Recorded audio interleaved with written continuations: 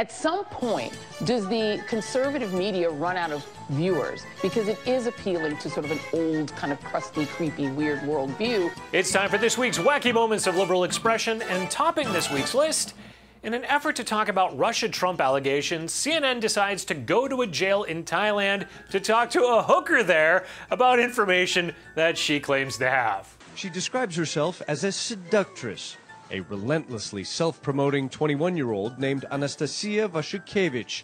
With the social media stage name Nastya Rybka, this Belarus-born woman claims to have evidence of Russian meddling in the U.S. election. Oh, I'm sorry, she's a seductress or a sex coach.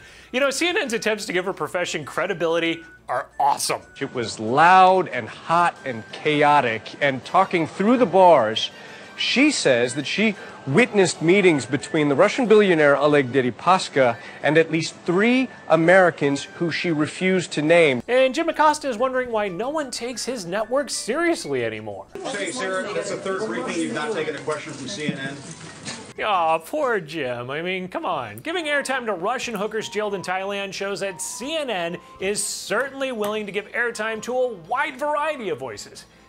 Right? The hypocrisy of Hollywood to be sitting there criticizing the NRA when they have armed guards around. Alice, do you know where these people are from? Laughable. Rashid is from Chicago. Like, stop. Just stop. Well, unless they don't agree with those voices. In fact, at some liberal networks, they say they just want creepy, crusty conservatives to all die. At some point, does the conservative media run out of viewers? Because it is appealing to sort of an old, kind of crusty, creepy, weird worldview that these young people, who are a big, big cohort of the American population, do not share. Well, I think that there is some credence to the idea that at some point, just the process of evolution, some of these viewers, they're going to thankfully die off, and that'll be the end of that. Oh, but MSNBC, how do you really feel? When they're not vocalizing their gleeful anticipation of the death of millions of Americans that don't agree with their bias, the liberal media just goes silent.